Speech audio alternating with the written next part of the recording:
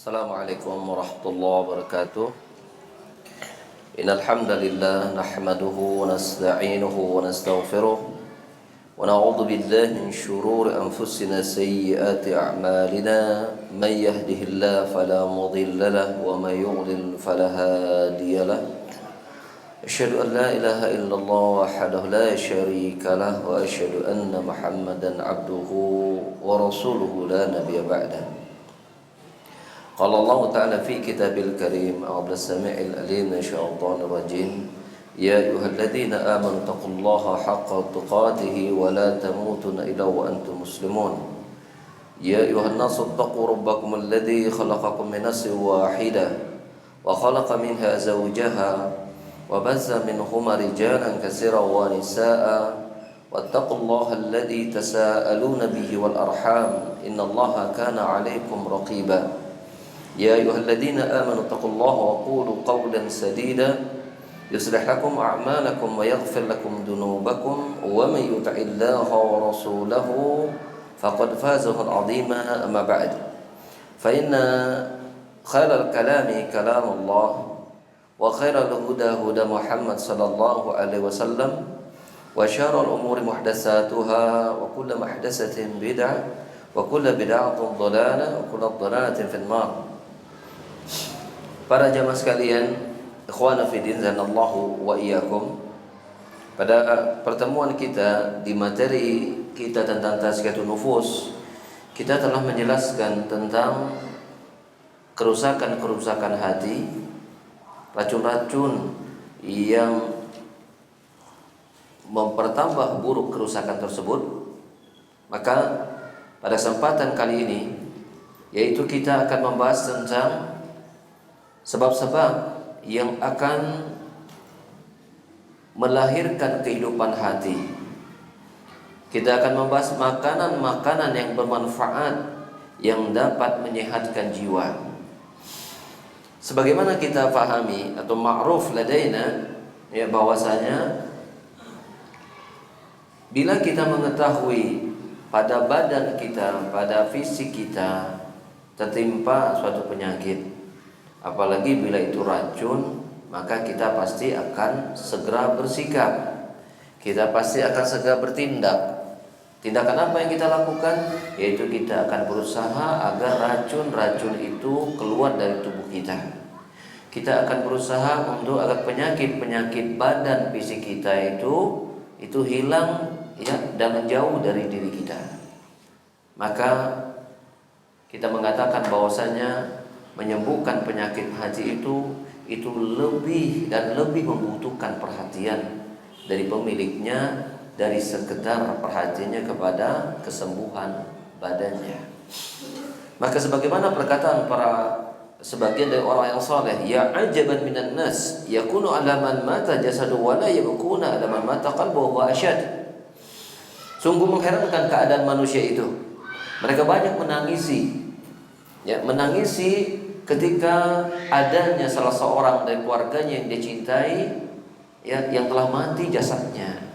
Tapi mereka tidak pernah menangis, tidak pernah merintih akan matinya hati-hati mereka. Padahal kematian hati itu lebih dahsyat. Maka oleh karena itu, kesempatan kali ini kita akan membahas beberapa usaha-usaha kita untuk menjadikan hati kita sehat, untuk menjadikan hati kita tetap hidup. Salah satu dari usaha tersebut yang pertama adalah dzikrullahi wa tilawatul Quran, yaitu berzikir kepada Allah serta membaca Al-Quran. Adalah seorang ulama besar hidup di abad 700 Hijriah, ya. Dia bernama Syekhul Islam Ibnu Taimiyah, itu Ahmad bin Abdul Halim bin Abdul Salam bin Taimiyah, pernah berkata, "Adzikru lil qalbi kal ma'i lis samak, fa kaifa yakunu halus samak idza ukhrija minal ma'." Kedudukan zikir bagi hati itu seperti kedudukan air bagi ikan. Bagaimana keadaan ikan ketika dia dikeluarkan dari air? Tentu sudah bisa kita pastikan jawabannya mati. Demikianlah kedudukan zikir bagi hati manusia. Bila seseorang tidak berzikir, maka hati itu akan menjadi sakit menuju kepada kematiannya. Ada sebuah buku yang disarankan oleh Dr. Ahmad Farid ini yang untuk dibaca, mudah-mudahan sudah terjemahnya, cuman saya nggak tahu. Tapi kitab aslinya berjudul Al-Wabil Sayyib, karangan murid Ibnu Taimiyah. Itu Ibnu Qayyim rahimahullah taala. Hampir mendekati 80 faidah tentang zikir dan pengaruhnya bagi hati. Fananqul ba'daha biidznillah taala. Maka di buku ini kita akan menukilkan sebagiannya saja dari faidah-faidah atau keutamaan berzikir dan pengaruh besarnya bagi hati. Yang pertama, anna dzikra qutul qulubi war ruh. Fa idza faqada al-'abdu sara bimithli jism idza hila bainahu wa bain qutihi. Dzikir itu seperti makanan pokok bagi hati dan ruh. Bila seorang hamba hilang darinya makanan pokoknya, maka itu seperti perumpamaan tubuh yang terhalang dari makanan pokoknya. Yang pertama kita pahami bahwasanya dzikir itu adalah makanan pokok bagi hati, bagi jiwa. Itu yang pertama. Yang kedua, annahu yatur syaitan wa yakma'uhu wa yaksuruhu. Bahwa berzikir itu dapat mengusir godaan syaitan, dapat melemahkan langkah-langkahnya, dapat menghambat masuknya syaitan itu tipu dayanya kepada manusia. Yang ketiga, wa yurdir rahmana azza wa jalla. Zikir itu dapat membawa kepada kerinduan Allah Rahman azza wa jalla. Yang keempat, wa yazilu al-hamma wal ghama al-qalbi. Zikir dapat menghilangkan kegelisahan, kegalauan, kesedihan ya dari hati sang pemiliknya. Yang keenam, yang kelima,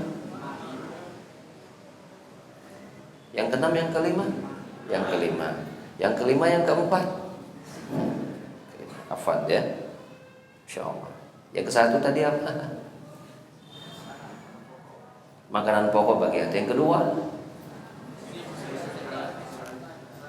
mendapat musuh setan. Yang ketiga,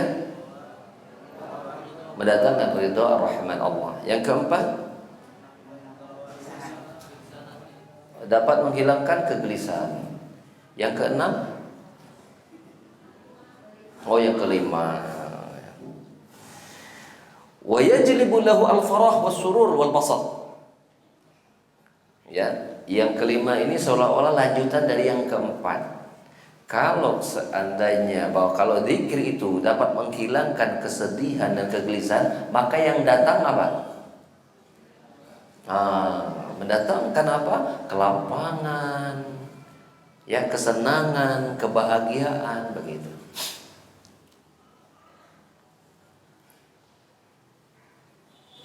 Yang keenam, wa yanurul qalba wal wajh. Zikir itu dapat memberikan cahaya bagi hati dan wajah. Jadi kalau ada sang pemilik wajah yang kelihatannya murung begitu kan, wajahnya kelihatannya tidak ceria, wajahnya kelihatan kusam begitu, itu bisa jadi sebabnya bukan karena tidak mandi dan banyak hutang, tapi bisa jadi ya jauh dari berzikir kepada Allah Subhanahu wa taala.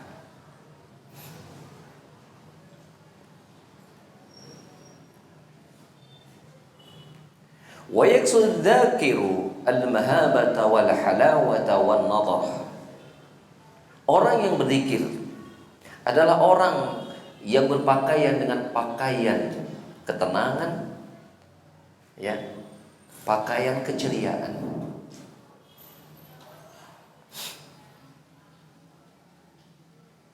yursuhu mahabbat Allah azza wajalla, dan akan melahirkan kecintaan Allah azza wajalla kepada dirinya. Ketakwaannya pun meningkat dan dia selalu ingin kembali kepada Allah Ta'ala.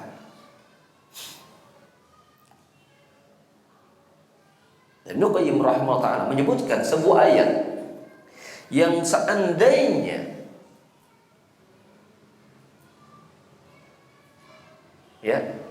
ada satu perkara yang ingin menggambarkan keutamaan, kemuliaan, dan dapat membuat jiwa itu, hati itu jauh dari kelalaian dan dapat menggugurkan dosa, maka ada satu ayat ini sudah dianggap cukup buat Qayyim, yaitu surah Al-Baqarah ayat 152, di mana Allah berfirman, "Fadhkuruni adzkurukum."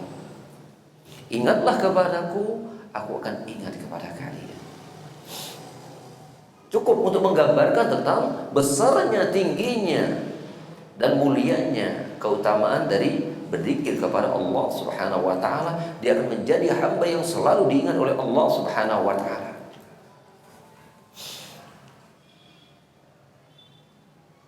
Dan amalan yang paling mudah itu amalan berzikir. Ya. Wa rama anhu min aisat ibadat fa atawa afdal alladhi yatarab alaihi, ya. Lam yatarab ala ghairil amal. Yang mana zikir ini adalah di antara keutamaan zikir, dia adalah amalan yang ringan, yang mudah, bahkan paling mudah, ya, bahkan paling mudah, tapi mendatangkan keutamaan-keutamaan, mendatangkan keuntungan-keuntungan yang bisa melampaui amalan-amalan yang lain selain pada zikir. Dalam sebuah hadis riwayat Bukhari Muslim, ya, dari sahabat Abu Hurairah radhiyallahu anhu, anna Rasulullah sallallahu alaihi wasallam bersabda, "Man qala la ilaha illallah wahdahu la syarika lah, lahul mulku wa lahul hamdu wa huwa ala kulli syai'in qadir fil yawmi mi'ata marrah, kanat lahu adlu asyriqat wa kutibat lahu mi'atu hasanah wa muhiyat lahu anhu mi'atu sayyi'ah wa kana lahu harazan min syaitan yaumihi dzalika hatta yamsi." Barang siapa yang mengucapkan la ilaha illallah wahdahu la syarika lah, lahul mulku wa lahul hamdu wa huwa ala kulli syai'in qadir 100 kali, ya, 100 kali dalam satu hari, maka dia seperti sudah membebaskan 10 orang budak. Dicatat baginya 100 kebaikan dan dihapus baginya 100 keburukan, dan dijaga dari syaitan pada hari itu sampai sore hari.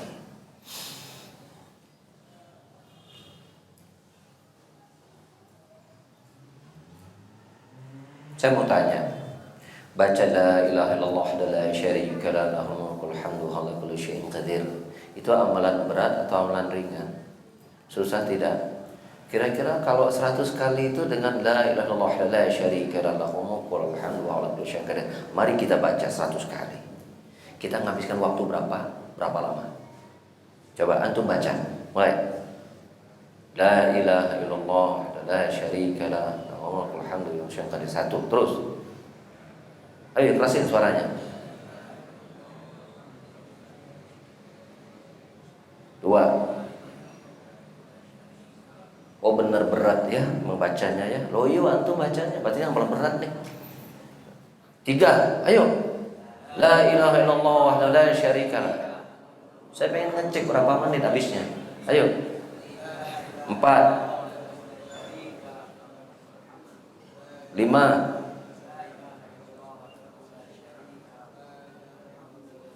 6,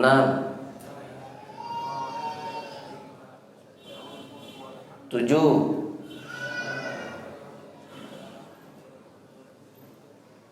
8,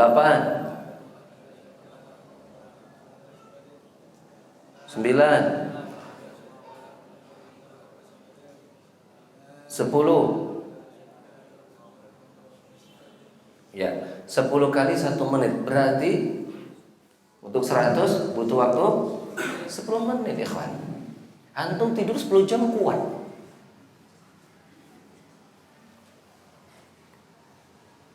Ya kan? Ngobrol 1 jam gak kerasa. 10 menit berzikir Mengucapkan kalimat itu mendatangkan 100 kebaikan dan terhapuskan 100 keburukan. Mengapa kita tidak memperjuangkannya?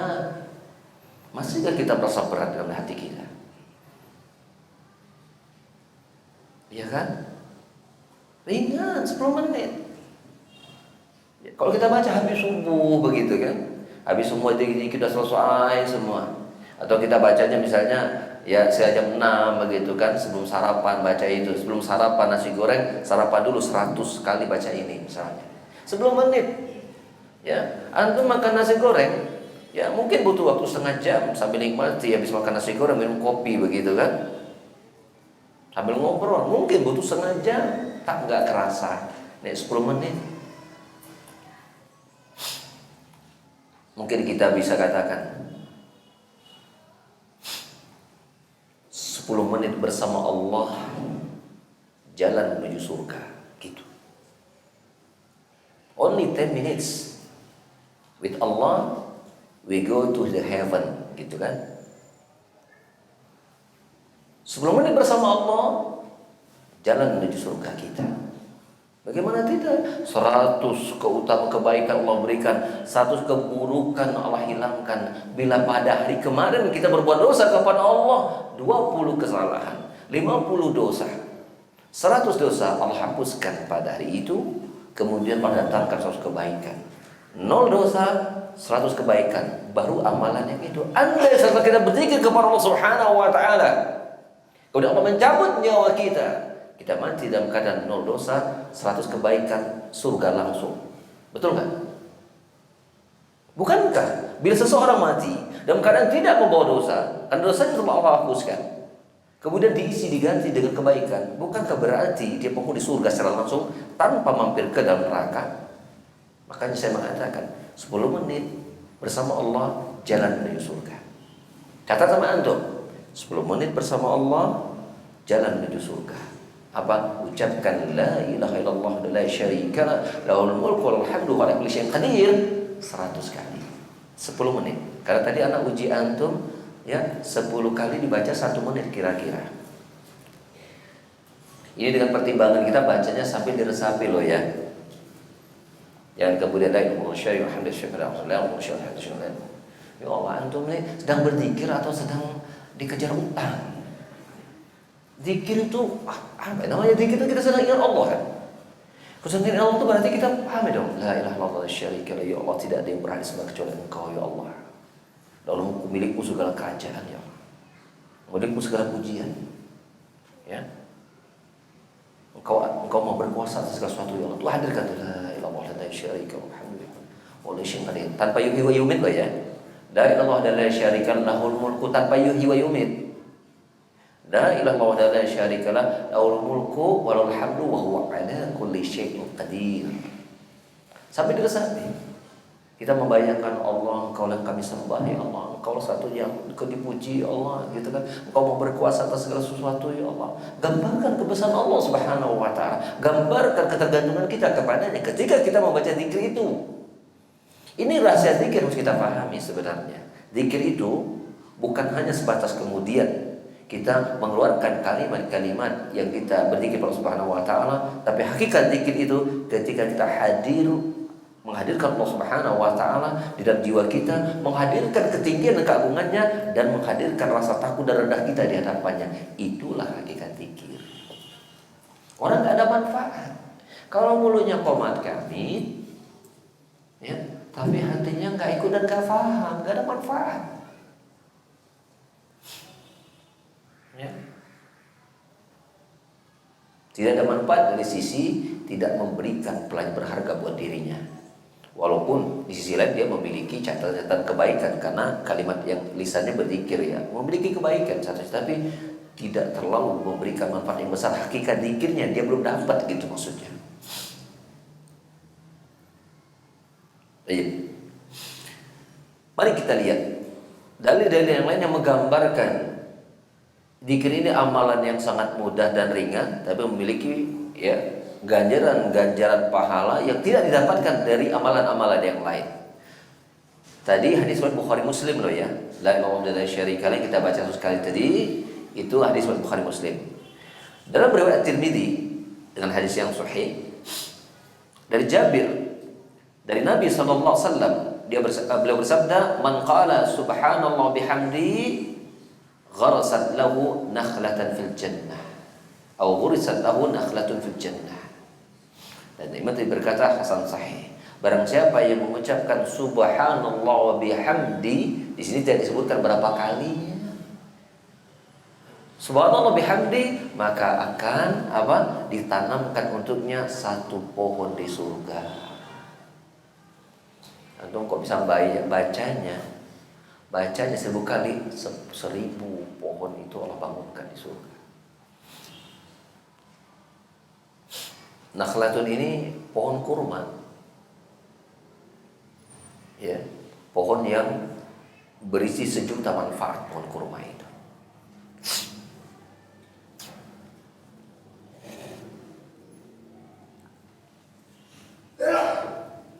Sahabat Abdullah bin Mas'ud radhiyallahu anhu berkata, "Di an usabbihallah ta'ala tasbihatin ahabbu ilayya min an unfika 'adahum dananir fi sabilillah azza wa jalla."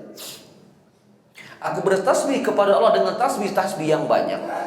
Itu lebih aku sukai daripada aku berinfak dengan berdinar-dinar di jalan Allah Subhanahu wa taala. Dinar itu uang apa? Uang emas, dinar itu. Kalau uang perak namanya dirham. Dinar itu uang emas. Maka sahabat yang mulai berkata, ya, aku perbanyak mengucapkan subhanallah, subhanallah, subhanallah, subhanallah. Lebih aku cintai daripada aku berinfak dengan uang emas yang berdinar-dinar itu di jalan Allah Subhanahu wa taala.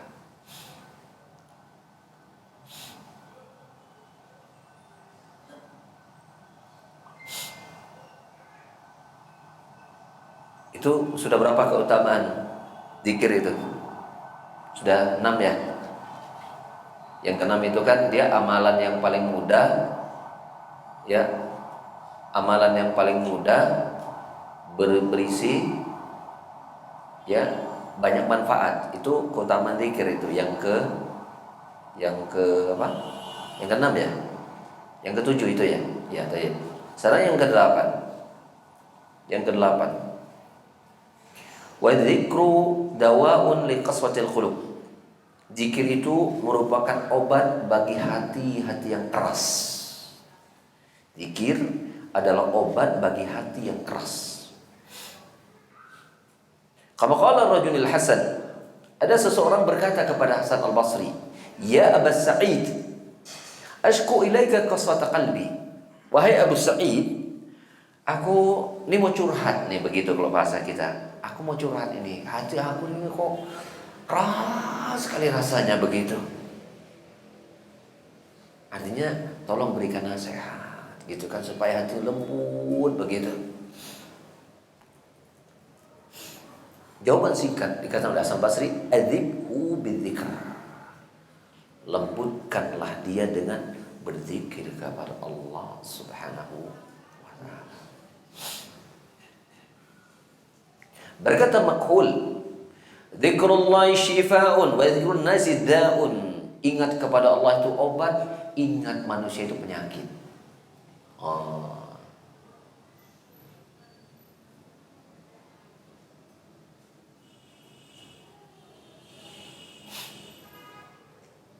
Ya tentu ini ucapan yang global ya. Tapi secara umum begitulah keutamaan zikir. Orang yang berzikir itu, ya, hatinya akan terasa lebih nyaman, terasakan lebih tenang, ya, lebih damai. Tidak berarti ketika dia berzikir kepada Allah semua persoalan selesai, tidak.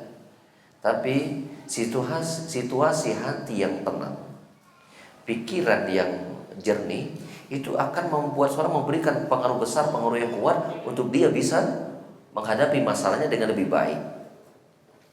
Akan lebih bisa menolong dirinya untuk bersemangat menyelesaikan masalahnya. Beda orang, masalah udah numpuk begitu ya, kemudian dia letoy, sudah nggak bisa ngapa-ngapain, nggak bisa bergerak, udah panik segala macam, udah akhirnya nggak ada solusi. Maka carilah solusi dengan berzikir kepada Allah Subhanahu wa taala. Dengan itu datang kekuatan Allah berikan di luar di luar pola berpikir kita dari standar yang biasa kita lakukan ketika kita menghadapi masalah. Berkata seseorang kepada Salman, "Ayyul a'mali afdal?" Apa amalan yang paling utama? Maka faqala, Salman menjawab, "Amataqal Qur'an wa lidzikrillahi akbar." Maka Salman menjawab, "Tidakkah engkau membaca Al-Qur'an?" Yaitu Allah berfirman, "Wa lidzikrillahi akbar." Wa lidzikrullahi akbar. Sungguh mengingat kepada Allah itu perkara yang sangat besar. Ya. Di sini Hasan Al-Basri ketika menafsirkan wa lidzikrullahi akbar, sungguh mengingat Allah itu perkara yang sangat besar, menunjukkan bahwasanya berzikir kepada Allah adalah seutama-utama amal.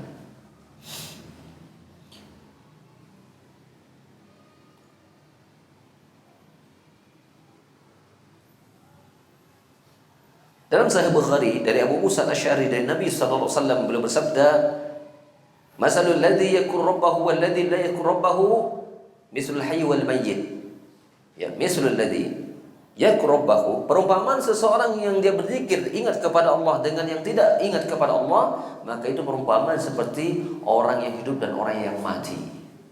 Apa yang membedakan seorang itu menjadi mayat hidup dengan orang yang hidup beneran?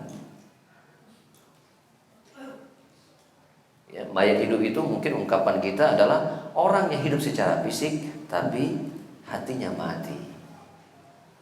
Begitulah perumpamaan kata Nabi SAW. Perumpamaan perbedaan sangat jauh. Ya, kedudukan orang yang berzikir kepada Allah dengan orang yang tidak berzikir kepada Allah. Orang yang berzikir kepada Allah ini orang yang hidup. Orang yang tidak berzikir kepada Allah orang yang mati.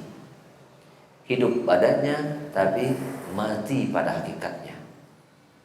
Karena hakikat hidup itu adalah hidupnya hati, jamaah sekalian. Jadi hakikat namanya hidup itu adalah hidupnya hati. Ya. Hakikatul haya, hayatul qulub, la ya, hayatul jasad. Kalau seandainya hakikat kehidupan kita sebagai manusia adalah kehidupan badan, maka sungguhnya kita juga melihat bahwa binatang juga memiliki kehidupan pada badan mereka. Apa yang membedakan? Apa membedakan kehidupan manusia, ya, hayatun nas wa hayatul hayawan, yakni fi qulubihim. Ada pada hati mereka. Dia adalah hayawan yuhyi, yaqul wa yashrab wa yanam. Falidzalika mal farqu bainal hayawan wan nas. Hewan itu makan, minum, tidur. Manusia juga sama. Kalau dikatakan hidup itu bangun, tidur, makan, tidur lagi, maka apa bedanya antara hewan dengan manusia? Maka yang membedakan mereka adalah dengan mereka berzikir kepada Allah Subhanahu wa taala, dengan mereka mengingat Allah Subhanahu wa taala. Di dalam hadis At-Tirmidzi dari Abdullah bin Bisr, ya, dari Abdullah bin Bisr, anna rajul qala, ada seseorang berkata, "Ya Rasulullah, inna abwabal khair katsiratun wa la astati'u al-qiyam bi kulliha fa akhbirni bima syi'ta atashabbasu bihi wa la tuksiru alayya fa ansa." Ya, ada seorang berkata kepada Rasulullah SAW, sesungguhnya pintu-pintu kebaikan itu sangat banyak. Dan aku tidak bisa menegakkan seluruh kebaikan, pintu-pintu kebaikan tersebut. Maka berikan kepadaku, ya, beritakan kepadaku apapun yang engkau ingin sampaikan ya Rasulullah SAW, yang aku menetapi amalan tersebut, tapi jangan engkau berikan banyak supaya aku tidak lupa. Apa kata Rasulullah SAW? La yazal lisanuka ratban bi dzikrillah ta'ala. Jadikan lisanmu selalu basah dengan berzikir kepada Allah Subhanahu wa taala. Ada sebuah asar, saya lupa nama kitabnya, tapi ini saya selalu ingat asar itu. Dulu ada beberapa orang soleh, ya, mereka ini berjalan melintas sebuah kebun. Kemudian terdengarlah suara dari kebun tersebut. Itu suaranya apa? Alhamdulillah, Alhamdulillah, alhamdulillah, asykuruka ya Allah, alhamdulillah, alhamdulillah, asykuruka ya Allah. Orang itu selalu mengucapkan segala puji milikmu ya Allah. Aku berterima kasih padamu ya Allah. Aku memujimu ya Allah. Alhamdulillah, asykuruka, alhamdulillah, asykuruka ya Allah. Terus dia memuji. Orang-orang soleh ini penasaran. Kemudian penasaran dari mana asal suara itu. Maka dia masuk ke dalam kebun tersebut. Apa pemandangan yang dia lihat? Dia dapati ada seseorang yang buta kedua matanya, buntung kedua tangan dan kakinya. Buta kedua matanya, buntung kedua tangan dan kakinya. Aneh kan?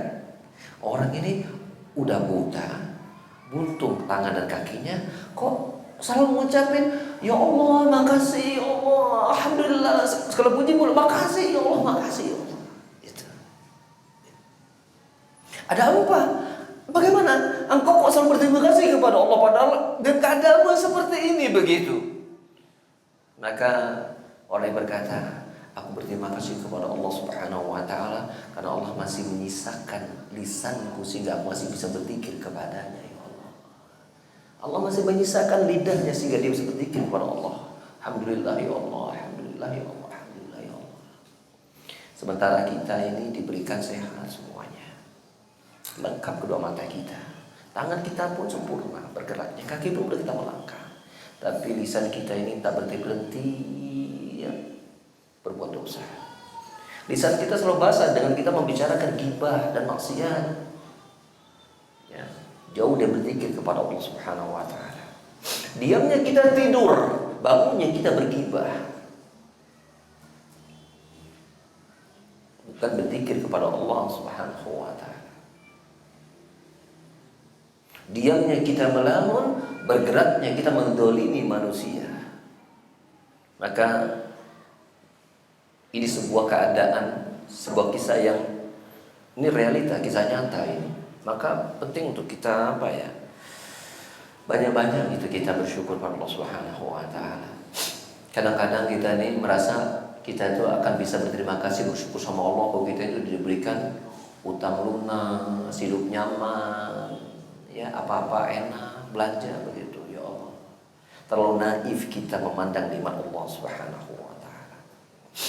Terlalu naif kita. Terlalu kecil atau kerdil. Ya, betapa dolimnya kita kepada Allah Subhanahu wa taala, melihat seolah-olah nikmat Allah itu besar bila Allah memberikan kita kaya. Memandang nikmat Allah itu besar kalau kita dibebaskan hutang-hutang kita. Betapa dolimnya kita kepada Allah Subhanahu wa taala. Bila kita mendefinisikan nikmat, Allah berikan kepada kita uang 1 miliar, baik. Allah datangkan kepada Anda uang 1 miliar, tapi satu mata Anda Allah ambil. Apakah Anda mau menukarnya? Jawabannya tidak. Bila kekayaan ada sebuah mobil mewah yang eksklusif, yang harganya mungkin 2 triliun, Allah berikan kepada Anda, dan kemudian kaki Anda Allah ambil, Anda akan mengatakan tidak ya Allah. Apakah Anda masih mengira bahwa bersyukur kepada Allah kalau Allah mendatangkan nikmat-nikmat harta kepada Anda? Ya Allah, betapa dolimnya Anda kepada Allah Subhanahu wa taala. Seolah-olah Allah belum banyak memberi kepada Anda sehingga Anda merasa Anda belum pantas untuk bersyukur dan mengingat Allah Subhanahu wa taala atau nikmat-nikmat yang telah diberikan kepada Anda. Maka janganlah Anda atau janganlah kita salah dan menilai Allah ya berkaitan dengan kebaikan-kebaikan yang telah banyak dan banyak Allah berikan kepada kita. Itu keutamaan berzikir. Yang lain berikutnya, saya kira mungkin yang terakhir di antara keutamaan berzikir adalah dawamu dzikri taksira li syuhudil 'abdi yaum al-qiyamah wa sabab lishighal al-'abdi an kana al-batil min al-ghaiba wan namimah wa ghairi dzalika.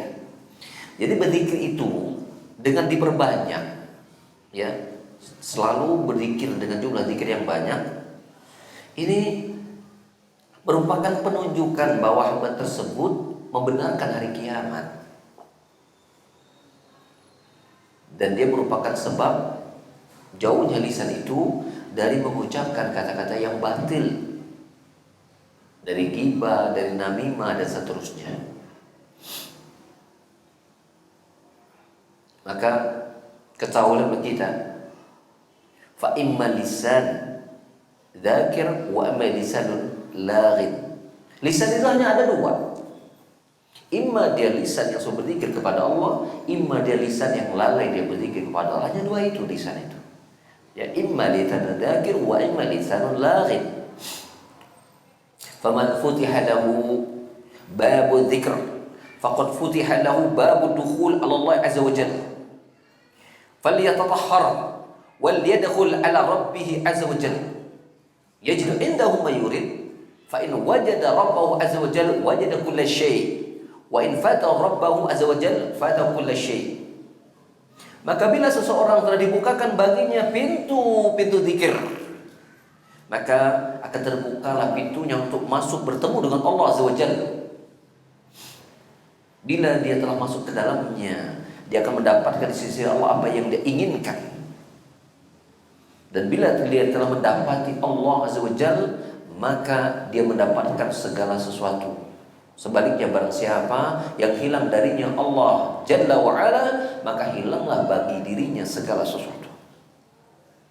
Itu kira-kira lebih kurang beberapa keutamaan berzikir kepada Allah Subhanahu wa ta'ala. Walidzikri anwa. Lalu bagaimanakah perwujudan berzikir kepada Allah tersebut?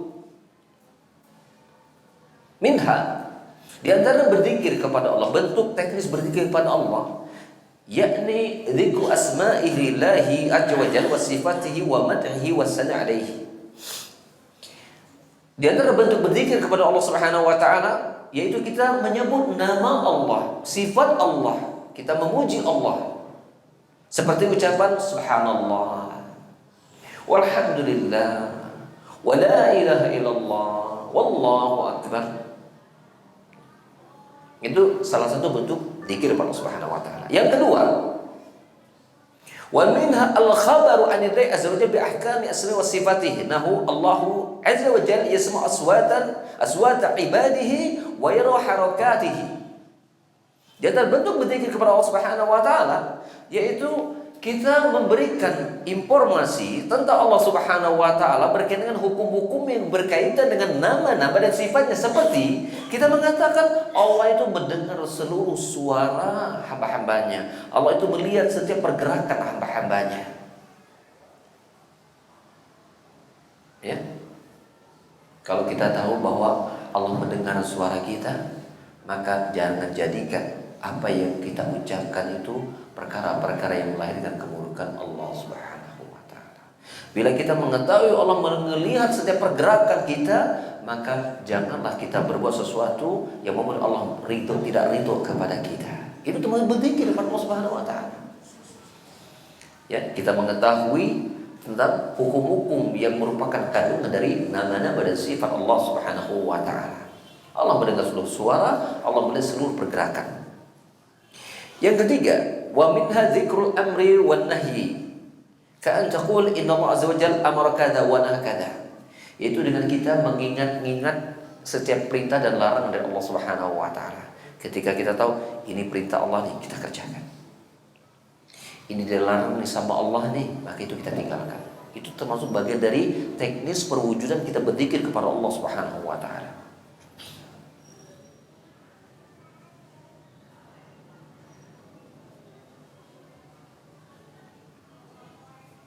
Kadang-kadang kita tuh yang masuk sebuah tempat, terdengar gitu suara-suara, ya ya nyanyian lagu-lagu yang membuat kita lalai berzikir kepada Allah Subhanahu wa taala. Kemudian kita mengatakan, ini sesuatu yang membuat saya lupa sama Allah. Berarti ini yang saya tinggalkan. Berarti ingat Allah tuh. Itu termasuk berzikir kepada Allah. Dia pun mulai, ya Allah, ya Allah. Kemudian dia ngomong, ya Allah tolonglah aku ya Allah. Allahumma ini ya Allah, tolonglah aku ya Allah. Begitu.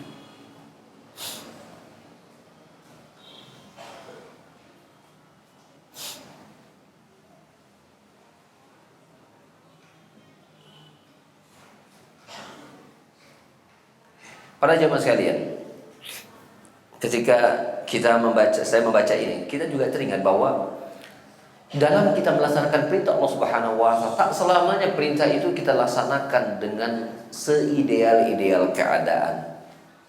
Kita kadang atau barangkali sering merasa bahwa kita itu kayak yang kurang bersemangat gitu melakukan amal ketaatan. Ya. Maka pada saat itu kita membutuhkan pertolongan dari Allah Subhanahu wa taala. Nabi bersabda dalam sebuah hadis Imam Ahmad, "Inna likulli amalin syirrah wa inna likulli syirratin fatrah. Faman kanat fatratuhu ala sunnati ya faqad ihtada wa man kana ghaira dzalika faqad halak." Setiap amalan itu dia punya masa-masa semangatnya. Dan setiap masa-masa semangat itu dia punya masa-masa tidak bersemangatnya. Maka barang siapa yang ketika dia kurang bersemangat dalam suatu amal ketaatan, tapi dia tetap berada di atas sunnahku, kata Rasulullah SAW, maka dia mendapatkan petunjuk. Sebaliknya barang siapa yang tidak demikian, maka dia akan mendapat kebinasaan. Dalam keadaan kita sedang jauh dari semangat beribadah kepada Allah, kita merasakan hampa dari ibadah-ibadah yang kita lakukan, maka saat itu kita membutuhkan pertolongan Allah Subhanahu wa taala untuk agar kita istiqomah tetap selalu di atas sunnah, dan agar Allah memberikan taufik dan hidayah, agar Allah kembali membangkitkan kita sehingga kita bersemangat dan merasakan ibadah kita itu tak lagi hampa, manis dan seterusnya. Ingat pada Allah Subhanahu wa taala. Ya. Jadi kita ingat perintah Allah, kita jalankan. Kalau kita lagi melemah, minta tolong sama Allah agar Allah datangkan semangat itu kepada kita.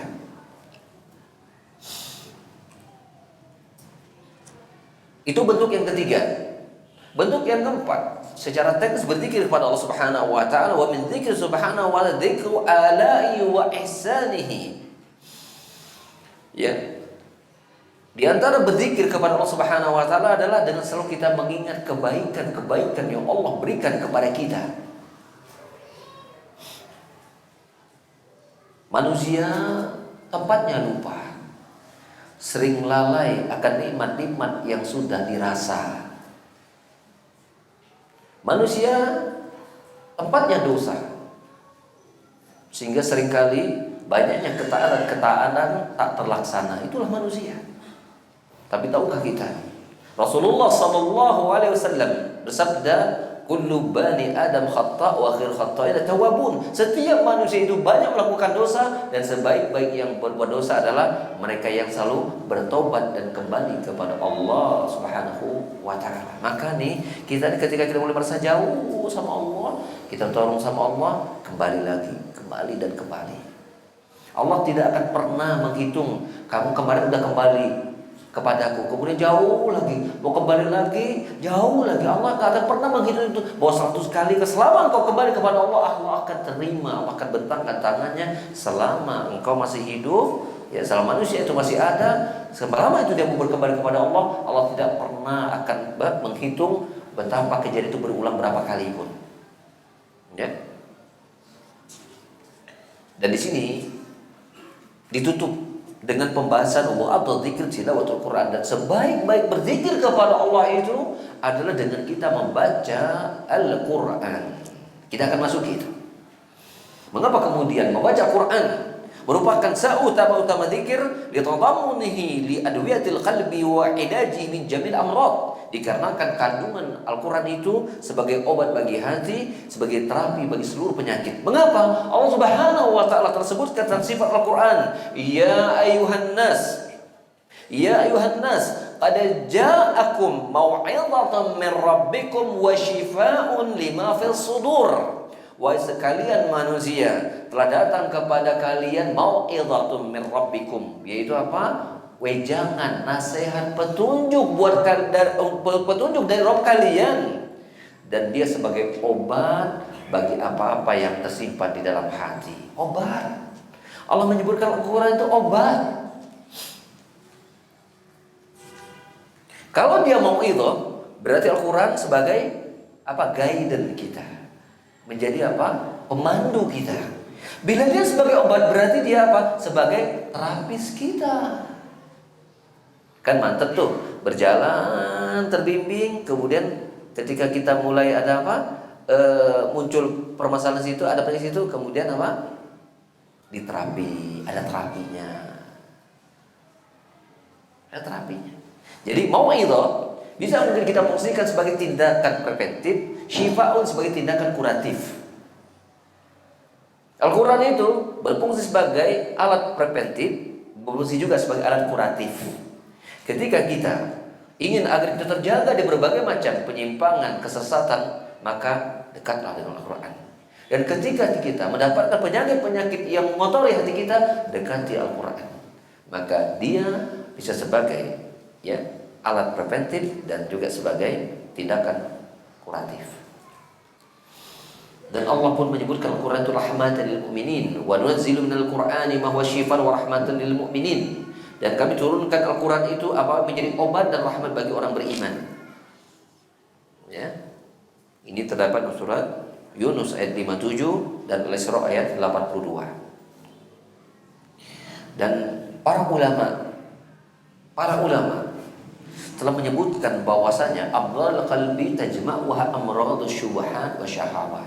Bahwa penyakit hati itu berkumpul hanya pada terpusat pada dua perkara. Para ulama menyebutkan bahwa penyakit hati itu berpusat pada dua perkara, yaitu penyakit syubhat dan syahwat. Iya. Ketidakjelasan keyakinan, ya, ketidaktahuan berbagai macam persoalan dalam agama itu merupakan perkara yang menyakitkan bagi hati. Sebaliknya pula, begitu juga dengan maksiat-maksiat yang dilakukan. Maka itu kan membuat hati tersiksa. Nah, Al-Quran ini Allah menyebutkan syifa'un, ya, wal Quran syifa'un li nau'aini. Maka Al-Quran itu menjadi obat bagi dua penyakit hati ini. Menjadi obat bagi penyakit syubhat, menjadi obat bagi penyakit syahwat.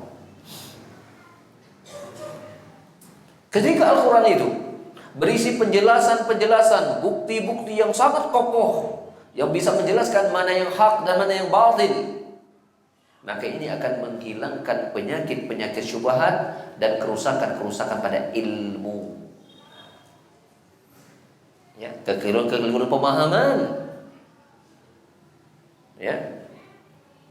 Penyimpangan-penyimpangan, maka itu dihilangkan oleh Al-Quran.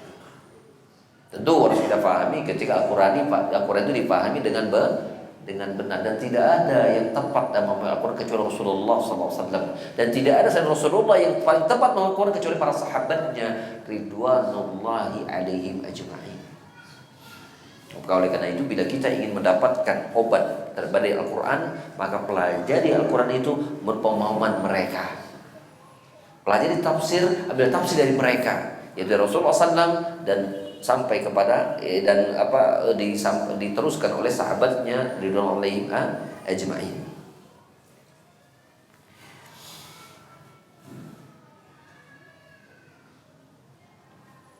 Faman darasa Al-Quran wa khala taqalbahu absar al-haqqa wal-batila wa mayyaza bainahuma kama yumayyizu bi'ainaihi bainal lail wan nahar.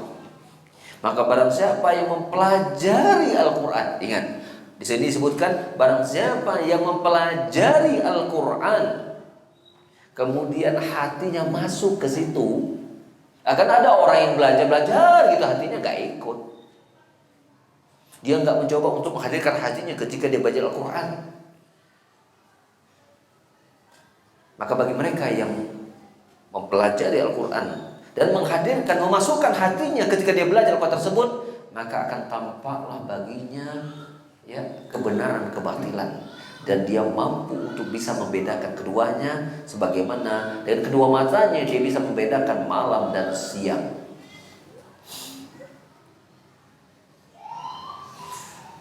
Itu bagaimana Al-Quran itu menjadi obat bagi penyakit syubhat.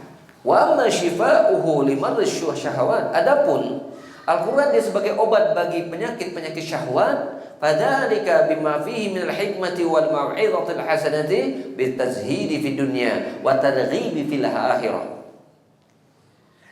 Ya, hal itu disebabkan karena dalam Al-Quran itu banyak berisi hikmah-hikmah, banyak mau'izah hasanah, banyak nasihat-nasihat dan wejangan yang berharga. Di antaranya apa? Al-Quran itu menekankan untuk zuhud terhadap dunia dan begitu bersemangat untuk mencari akhirat. Itu dalam Al-Quran banyak sekali. Karena memang ya kita sudah sebutkan dahulu bahwasannya penyakit yang paling membuat hati itu kotor adalah penyakit hubud dunia, yaitu apa? Cinta pada dunia. Itu yang paling membuat hati itu kotor. Orang kalau sudah dunia itu menjadi atmosfer berpikirnya, dunia itu menjadi tujuan hidupnya, maka dia akan mendapati dunia itu akan menyengsarakannya. Iya. Orang-orang yang kemudian, ya, orang-orang yang mendapat dunia kan itu terus saja cari.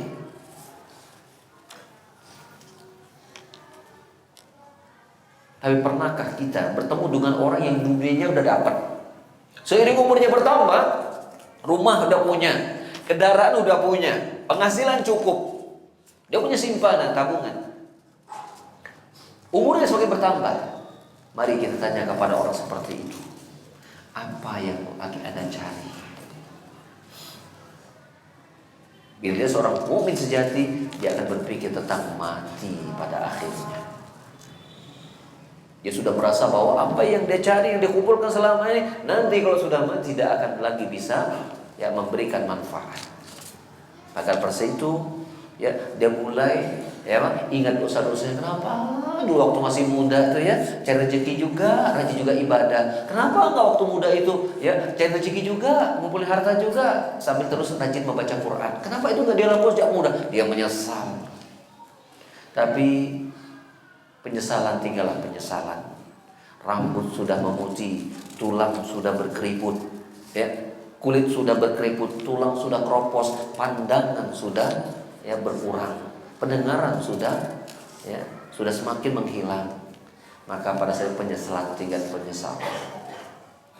Ya, itulah dunia.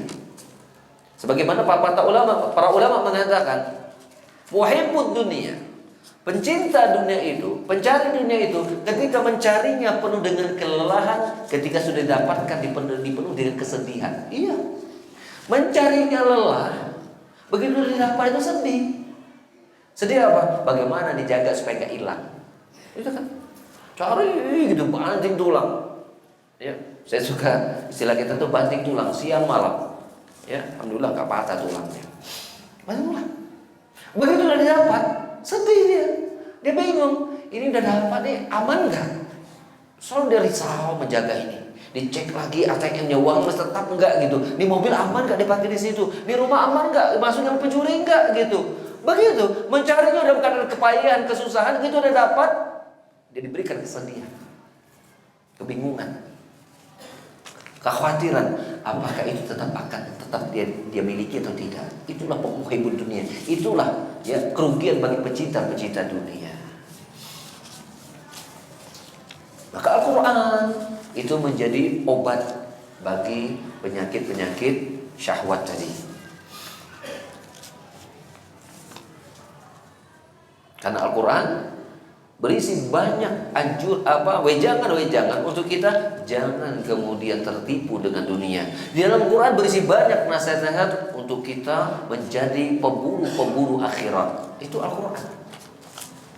Allah sebutkan misalnya Allah berkata, innamal hayatud dunya la'ibun wa lahwun. Ya, wa zinatun wa tafakhurun bainakum wa takasur fil amwali wal aulad. Kama sal ghaisin a'jabal kuffara nabatu summa la yahi fatarahu wasfara summa yakunu hutama wa fil akhirati ya adabun syadidun wa maghfiratun min rabbika. Dan seterusnya kama qala Allah Ta'ala. Sesungguhnya kehidupan dunia itu innamal hayatud la'ib wal lahun. Dia hanyalah permainan. Wal lahun dia hanyalah ya, tipu daya. Wa zinatun, dia hanyalah sekedar perhiasan semata. Wa tafakhurun bainakum, dia hanyalah apa? Dunia itu hanyalah, kata Allah, adalah dunia itu gambaran sikap untuk kalian saling membanggakan satu dengan yang lain. Itu tafakhurun bainakum. Wa takatsur fil amwal wal aulad, dunia itu adalah kalian berlomba-lomba untuk saling berbangga-bangga dengan banyaknya harta dan anak. Itulah dunia. Betul kan? Itulah dunia. Orang mencari dunia, saya kerja, saya kumpul harta, saya punya mobil bagus. Apa yang kemudian selain dia punya mobil, berbangga tuh mobil gue lebih bagus daripada mobil yang lain. Dia punya rumah, dia berkata rumah saya lebih bersih, lebih bagus, lebih indah daripada rumah yang mana. Itu dunia. Tapi Allah mengatakan di awalnya itu adalah tipuan. Itu adalah tipuan. Mengapa? Toh pada akhirnya engkau juga akan tinggalkan apa yang engkau kumpulkan. Betul kan? Tipuan. Harta itu bila tidak engkau sedekahkan, dia hanya akan menjadi harta yang kau habiskan untuk belanja atau untuk kau makan, kemudian menjadi kotoran, ya, atau dia akan menjadi warisan. Ya, itulah harta. Bila tidak engkau sedekahkan, ya, maka dia hanya akan habis kepada engkau belanjakan atau engkau makan yang menjadi kotoran atau engkau wariskan. Itulah harta. Maka Anda ingin memilih yang mana? Menjadi pemilik harta pribadimu dengan kau sedekahkan, ya, atau engkau, ya, menjadi orang yang merugi karena nanti pada hari kiamat bahwa engkau menyesal mengapa dulu tidak menggunakan duniamu dengan baik. Setelah sahih dari Rasulullah SAW,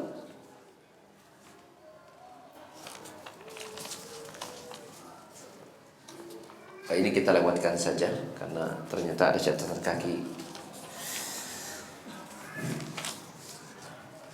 Berkata Ibnu Mas'ud radhiyallahu anhu, "Man ahabba al-Qur'ana ahabballahu wa rasuluhu." Barang siapa yang, ya, membaca Al-Qur'an, ahabballaha wa rasulahu, maka dia adalah orang yang mencintai Allah dan Rasulnya. Jadi Ibnu Mas'ud berkata, indikasi seorang itu cinta Allah, cinta Rasul, pasti dia menjadi pencinta Al-Qur'an. Berkata Utsman bin Affan radhiyallahu anhu, "Walau, ya, law taharat qulubukum ma syabi'at min kalami rabbikum." Ini Masya Allah, ucapannya luar biasa. Law taharat qulubukum, ya, kalau seandainya hatimu itu bersih, kalau seandainya hatimu itu bersih, ma syabi'at min kalami rabbikum. Law taharat qulubukum ma syabi'at min kalami rabbikum. Kalau seandainya hatimu itu bersih, maka engkau tidak akan pernah merasa kenyang dari ucapan Rabbmu. Makanya, jadi kita ini kalau pengen lihat indikasi, kata Utsman bin Affan sahabat Nabi SAW, pengen lihat indikasi bersih dan tidaknya hati kita, lihat bagaimana sikap kita kepada Al-Quran. Ya, apakah kita hanya menjadikannya pajangan, ataukah kita menjadikan dia teman? Ya. Apakah kita ingin menjadikan Al-Quran sebagai hiasan ditempel di dinding? Ya. Ataukah kita ingin menjadikan Al-Quran itu sebagai pendamping? Ya, di saat kita sendiri maupun kita banyakan, di saat kita sedih maupun ketika susah, baik ketika sedih maupun ketika kita senang, ya, dalam keadaan kita bergerak atau diam, apakah kita ingin menjadikan Al-Quran itu seperti itu? Maka di sini indikasinya. Bila seseorang itu bersih hatinya, kata Utsman bin Affan, ya, idza tahurat qulubukum ma syabi'at min kalami rabbikum. Jika hatimu itu bersih, engkau tidak akan pernah merasa kenyang terhadap firman Rabbmu, begitu. Ya, wabil jumlah bahwa manfaat Al-Quran itu sudah sangat terhitung banyaknya, dan Allah Subhanahu wa taala secara umum dalam surat Ar-Ra'd ayat 28 berfirman, "Ala bidzillahi tatma'innul qulub." Ingatlah, dengan mengingat Allah Subhanahu wa taala maka hati itu akan tenteram. Ya, maka berzikir kepada Allah pada ketenteraman, dan seutama-utama berzikir adalah dengan membaca Al-Quran. Ya, kita berpindah kepada tanya jawab.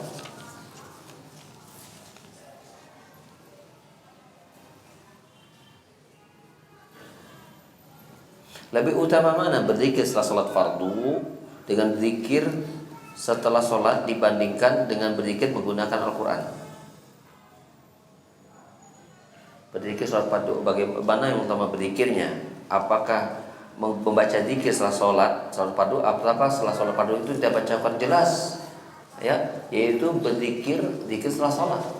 Karena setiap amalan itu dia memiliki kesempurnaan, keutamaan sesuai dengan tuntunan. Ketika Rasulullah SAW menggambarkan tentang keutamaan Al-Quran, demikian besarnya. Tapi mari kita lihat bagaimana Rasulullah berinteraksi dengan Al-Quran. Yaitu Rasulullah tidak baca ketika selesai sholat, tapi Rasul mengajarkan zikir setelah sholat. Berarti yang utama adalah apa? Berzikir selesai sholat yang dibaca, bukan Al-Quran.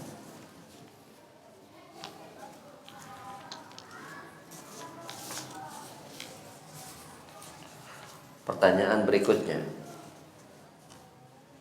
bagaimana jika futur? Futur itu lagi lesu ya, lagi kurang bersemangat dalam beribadah, bosan dan malas untuk beribadah. Kiat-kiat apa untuk meningkatkan semangat beribadah? Ya, meningkatkan menarik kembali gairah ibadah. Tentu caranya tidak bisa kita katakan satu cara, dan tidak bisa untuk setiap orang terapinya sama. Andai misalnya dalam ilmu kesehatan, ya, ilmu kesehatan medis, dua orang yang memiliki penyakit yang sama, apakah dokter harus mesti melakukan terapi yang sama? Jawabannya enggak. Penyakit yang sama, tapi terapinya dilakukan oleh dokter dengan terapi yang berbeda, bahkan jauh berbeda. Pada penyakitnya sama. Begitu pula ketika kita berbicara tentang turunnya semangat kita beribadah, maka tiap-tiap orang itu berbeda terapi yang harus dia lakukan. Ada seseorang terapinya untuk membangkitkan semangat beribadahnya dengan dia menghadiri ta'lim, menghadiri majelis ilmu yang sudah lama dia tinggalkan. Ada seseorang, ya, terapi dia untuk mendongkrak semangatnya agar bersemangat ibadah, ada dengan dia baca Quran. Ada yang dengan dia menyambungkan hubungan silaturahim yang sudah lama selama ini diputuskan. Ada sebagian orang dengan dia, ya, meningkatkan semangat beribadahnya dengan dia meninggalkan pekerjaan-pekerjaan yang selama ini bisa penuh dengan kemaksiatan. Karena maksiat itu Rasulullah menyebutkan seperti setitik hitam pada hati. Maka bila itu tidak ditobati terus, maka akhirnya menjadikan hati itu gelap seperti rana ala qulubihim. Maka itu seperti menjadi berkarat dan sulit untuk diperbaiki. Mungkin seseorang harus pindah pekerjaan, karena mungkin sebagian pekerjaan, ya, dari seorang hamba itu penuh dengan kemaksiatan. Ya, banyak amalan yang Allah haramkan. Ya.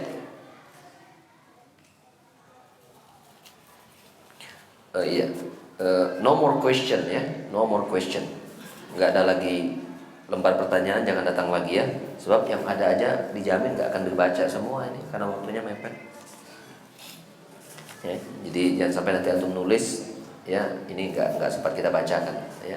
Dan barangkali menjawab pertanyaan yang sudah ada bisa jadi mewakili yang antum ingin tanyakan. Ada seseorang yang dia perlu membangkitkan semangat ibadahnya dengan dia bangun malam. Dia harus memasak itu bangun malam. Maka nanti kita sebutkan di antara obatnya hati itu dia qiyamul lail. Nanti kita akan ketemu pada waktunya. Ya, qiyamul lail, bangun malam. Ya, yang selama ini barangkali pernah dia lakukan, maka dia bangun malam gitu kan. Kemudian dia wudu, kemudian dia sholat, kemudian dia berdoa kepada Allah agar Allah, ya Allah, sekarang nih saya sholat ya Allah gitu kan. Sekarang saya mau baca Quran, saya sering ke pengajian, tapi kok rasa-rasanya hati ini kok kayak yang ibadah kok nggak khusyuk begitu kan. Baca Quran kok kayaknya gak nikmat, maka mungkin harus bangun malam untuk mohon pertolongan dari Allah agar Allah melembutkan hati hamba tersebut agar dia merasakan nikmatnya beribadah kepada Allah Subhanahu wa taala. Mungkin juga terapinya adalah dengan dia, ya, sowan, main, berkunjung ke tempat orang-orang yang penuh dengan penderitaan, seperti pergi ke panti jompo, ke rumah sakit, lihat orang-orang cacat gitu kan. Lihat mana nih ada SLB yang muslim gitu kan, main ke sana, kita lihat dia. Ternyata di SLB itu ya kita punya SLB binaan kita di daerah Ciririp di sana, Cililin, Ciamplas, terus ke situ ke arah gunung apa? Gunung Halu ya, sebelum ke Gunung Halunya sih. Tapi saya kadang berapa bulan, 2 bulan, 3 bulan itu saya suka ke sana. Ya, namanya SLB Budi Mulia namanya. Alhamdulillah mereka sudah para pengelolanya sudah sunnah, alhamdulillah ya, seperti itu insyaallah. Itu kalau kita lihat bagaimana pola pembinaan yang mereka terapkan itu luar biasa. Anak-anaknya itu ya ada yang cacat buntung tangan, kakinya cacat dua-duanya, sebelah tangannya nggak ada, dia berjalan itu dengan ngesot sambil menekan tangan kanannya ya. Tapi dia anak yang rajin ibadah, rajin sholat. Memang pembinaan sebuah tempat kayak gitu kan tertib ya, bagus, dan mereka alhamdulillah masya Allah ya. Kalau mereka muncul pertanyaan tuh, kalau kita ngisi ke sana gitu, nanyanya masya Allah, Ustaz, betul nggak Ustaz? Ada orang bilang bahwa kalau yang cacat itu nggak boleh jadi imam. Dia sedih gitu kan, karena dia merasa dia sudah hafal Quran, ya, dia merasa dia bisa jadi imam, sedih. Tuh, kesedihannya bukan karena dunia yang dia tidak dia dapatkan. Bisakah kita melihat keindahan ucapan mereka itu? Sedih ya, nggak bisa jadi imam sholat, sedih, insya Allah. Gitu kan? Sementara di luar sana ada orang-orang yang sedih kehilangan dunianya, tapi orang ini dia tidak sedih dengan kehilangan badan, tapi dia sedih ketika dia dijauhkan dari kedudukan kemuliaan di sisi Allah Subhanahu wa taala. Itu masya Allah. Kita ke sana itu, ya Allah, ini Allah Subhanahu wa taala berikan luar biasa itu. Kita mungkin main ke sana gitu kan, dan mereka yang cacat, ada yang saya ada waktu itu dia SMA. Tunarungu, orang tunarungu itu kalau ngomong itu kan pengaruh kepada bicaranya, nggak jelas kalau tunarungu itu. Jika kok dia mengucapkan alhamdulillah itu amin gitu, tapi masya Allah gitu. Ya, dia senang sholat, kok jadi sholat di teman-teman dia jadi imam. Kalau kita dengarkan bacaannya tuh nggak jelas, kita mungkin nggak ngerti, tapi gurunya ngerti. Dia bisa baca doa gitu kan ya, gurunya ngajarkan ya, guru selfie itu kok tuh nggak dulu kan pakai isyarat juga, bacanya gini dengan isyarat tangan gitu kan. Kita lihat orang-orang yang bukan keterbatasan gitu kan, mereka bisa berzikir, kita normal kok nggak hafal dikit-dikit gitu kan, seperti itu. Kalaupun hafal kok jangan kita baca gitu kan, kalaupun dibaca tidak ada penghayatan gitu. Nah di situ kan kita bisa melemburkan hati kita, ya Allah, iya ya, selama ini saya ibadah gitu, tapi tidak mereka menikmati, kok kita kok kayaknya enggak gitu kan. Kita mulai akhirnya, ya Allah, betapa selama ini banyak yang kelewat diriku, ya Allah, nah masya Allah, terdongkrak gitu kan, seperti itu. Datanglah tempat-tempat, datangi jamaah sekalian, datangi tempat-tempat seperti itu. Lihat orang-orang yang kekurangan. Kenapa hati kita kotor? Karena kita selalu merasa kurang dan selalu melihat orang-orang yang lebih dari kita. Itu yang membuat hati kita kotor. Cobalah lihat orang-orang yang kekurangan. Itu akan membuat betapa Allah SWT banyak memberi kelebihan kepada kita, yang dengan itu meningkat rasa syukur. Dengan itu kita merasa bahwa kita lalu jauh dan lalai dari beribadah kepada Allah Ta'ala. Datangi mereka, lihat mereka, bantu mereka, serapi kesusahan mereka, kekurangan mereka serapi. Walaupun mereka tidak mengeluh. Mereka tidak mengeluh jamaah. Mereka tidak mengeluh. Kita masih beri kelebihan, kita masih mengeluh dengan hidup kita. Mereka tidak mengeluh. Di antara yang lain, mungkin mereka mendongkrak semangat ibadah mereka dengan mereka berdiskusi secara pribadi kepada seorang alim gitu kan, atau dia kepada temannya gitu, seperti itu.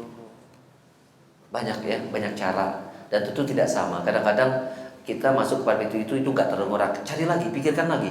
Mungkin saya harus silaturahim, berangkat. Mungkin saya harus datang ke rumah yatim, berangkat. Mungkin saya harus ke majelis taklim, berangkat. Mungkin saya harus misalnya sedekah. Mungkin pikirkan. Terus, kita jangan biarkan ketidaksemangatan itu terus membuat kita lemah, terpuruk. Akhirnya berbagai macam amalan ketaatan mulai kita tinggalkan sedikit dan mendatanglah kemaksiatan. Sebagaimana para ulama berkata, nafsaka in lam tushghilha ta'atan syaghalatha maksiyatun. Jiwamu, perhatikan jiwamu. Jika engkau tidak isi dengan ketaatan, maka kemaksiatan akan memenuhinya. Itulah jiwa kita. Jadi ketika kita mulai lagi kurang bersemangat, jangan kita biarkan. Ya, ketika kita sedang turun, jangan kita biarkan. Kita berjuang mencari bagaimana itu bisa kita naikkan. Kita naikkan terus. Ya, terus. Sampai kapan? Sampai kematian datang kepada kita. Terus. Ya, karena itulah bentuk kita beribadah kepada Allah, yaitu memperjuangkan ketaatan kita dan semangatnya.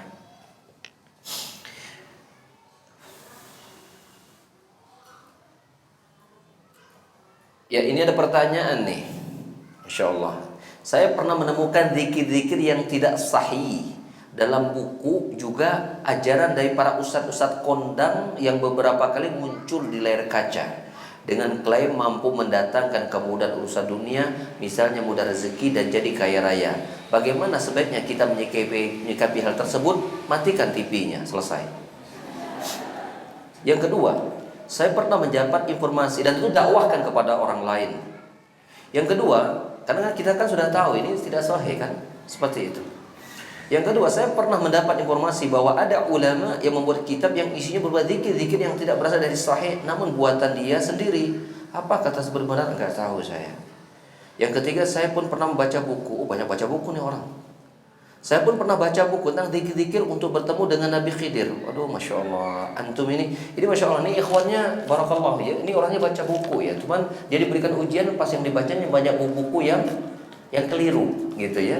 Maka jangan matikan semangat membaca Anda, dan teruslah Anda mencari.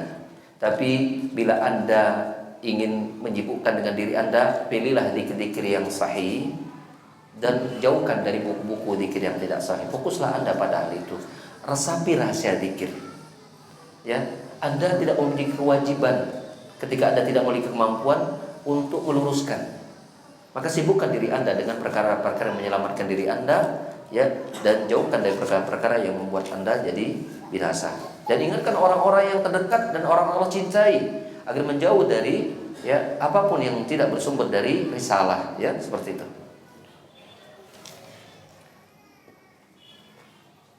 Ada seorang teman, pertanyaan berikutnya, ada seorang teman berpendapat bahwa terkadang wanita dalam Islam dibatasi geraknya. Saya sampaikan bahwa batasnya itu untuk perlindungan bagi wanita. Mohon petunjuk. Ya, tolong hindari mohon petunjuk Ustadz ya. Petunjuk itu minta kepada Allah ya. Ya, memang walaupun ada kalimat dari Al-Quran petunjuk, ya Nabi juga berikan petunjuk, tapi saya agak risih kok minta mohon petunjuknya begitu kan. Tapi dengan kata-kata yang lain bisa minta nasihatnya seperti itu, agak meringankan saya. Tapi kok mohon petunjuk itu agak berat untuk saya terima ya. Jadi tolong hindari kata mohon petunjuk Ustadz, yang betul mohon nasihatnya saja ya. Maksudnya bagi saya gitu ya, bagi yang lain mungkin nggak masalah. Iya.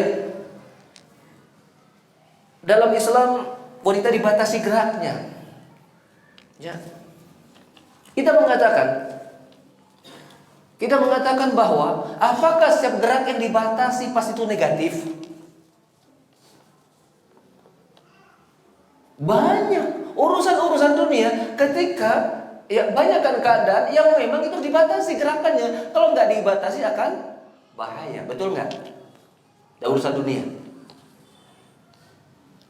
Ya, ini mobil kok nggak dibatasi kecepatannya, jurang nih ujungnya, dibatasi dong kecepatannya.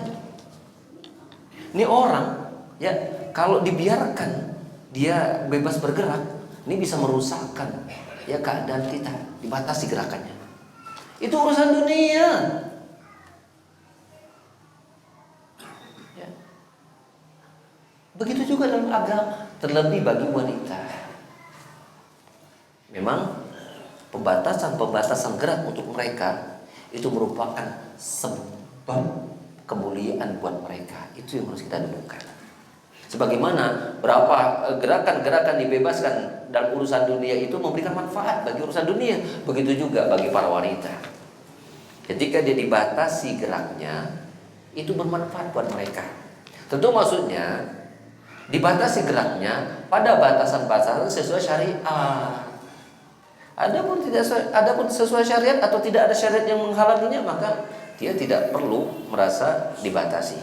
Kadang orang berpikir berat dalam Islam itu, ini haram itu haram, ini nggak boleh itu nggak boleh. Dia mengira bahwa penidakbolehan dari Islam yang datang dari Allah Subhanahu wa taala itu merupakan bentuk pendoliman kepada dirinya. Inilah orang yang tidak memahami hakikat kemaslahatan.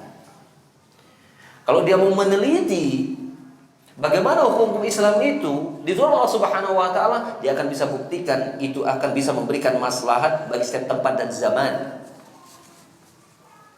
Buktinya apa? Buktinya berapa banyak orang-orang yang meninggalkan aturan Islam, apa yang terjadi pada mereka? Berbagai macam persoalan, kerusakan, keributan, kejahatan di mana-mana. Mari kita uji secara global. Anda bisa sebutkan negara mana yang menerapkan syariat Islam dan negara mana yang tidak menerapkan syariat Islam? Lalu antum buktikan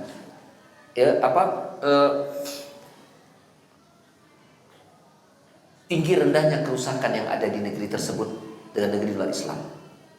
Maka kita mengatakan pada hari ini, ya, kita bisa mengatakan dengan pasti bahwasanya negara yang paling aman di dunia adalah negara yang menerapkan syariat Islam, pasti. Sebagaimana kita mengatakan negara yang paling rendah kerusakannya pasti negara Islam yang menerapkan syariat Islam dibanding negara-negara yang tidak menerapkan syariat Islam. Buktikan itu. Kemuliaan. Anda berbicara tentang bahwa syariat Islam membatasi gerak, mari kita berbicara tentang hal di luar itu. Bila kemudian syariat Islam berkata bahwa itu membatasi gerak wanita, mari kita orang yang berbicara tentang kebebasan wanita, yang mereka artikan apa? Membuka aurat-auratnya, bercampur baur laki dengan perempuan, mendapatkan hal yang sama seolah-olah tidak ada batasnya. Apa terjadi pada mereka? Lihatlah itu. Mereka ya sering diperlakukan ya dengan hina, dengan rendah. Ya, mereka dilecehkan. Dua orang wanita berjalan, satu pakai jilbab lebar, satu ya pakai pakai kulit lebar. Maksudnya kulit lebar itu kulitnya lebih banyak kelihatan daripada pakaiannya. Lewat dua orang itu, satu lewat, ada kumpulan laki-laki. Yang satu lebih banyak kelihatan kulitnya, yang satu tertutup kulitnya. Kira-kira mana yang lebih buat menarik para laki-laki untuk menggoda mereka? Wanita yang lebih banyak menampakkan kulitnya dibanding yang tertutup. Bukankah itu sebenarnya pelecehan buat mereka para wanita? Tapi jangan salahkan para laki-laki saja, ya. Tapi salahkanlah Anda yang telah membuat media.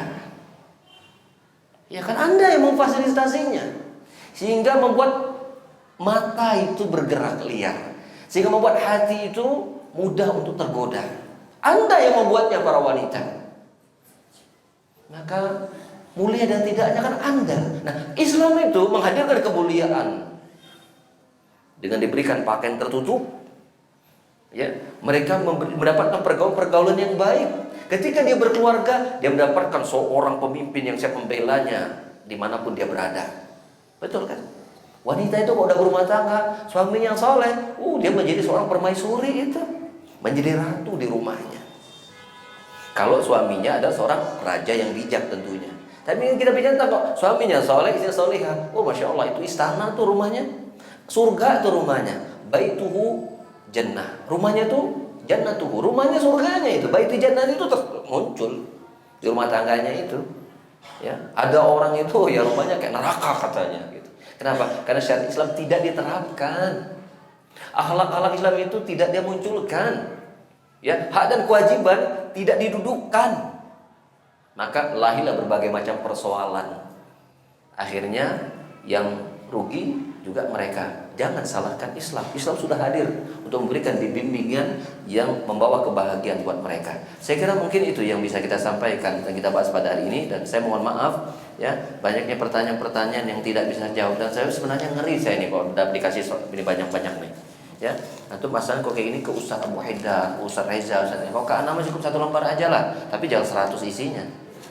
Ya, dikit-dikit aja udah. Ya. Ya mungkin 1 atau 3 pertanyaan cukup saya kira mungkin ya. Allahu a'lam bishawab. Ya, semoga Allah Subhanahu wa taala senantiasa memberikan bimbingannya, petunjuknya kepada kita sehingga kita bisa istiqomah di atas kebaikan, menjadikan lisan kita lisan yang dzakiran, yang selalu berzikir kepadanya, dan menjadikan hidup kita jauh dari kemaksiatan, mengakhiri hidup kita dengan kebaikan, ya, dan menempatkan kita di surganya di tempat yang aman. Amin Allahumma amin. Subhanakallahumma wa bihamdika asyhadu an la ilaha illa anta astaghfiruka wa atubu ilaik. Wa akhiru da'wana alhamdulillahi rabbil alamin. Assalamualaikum warahmatullahi wabarakatuh.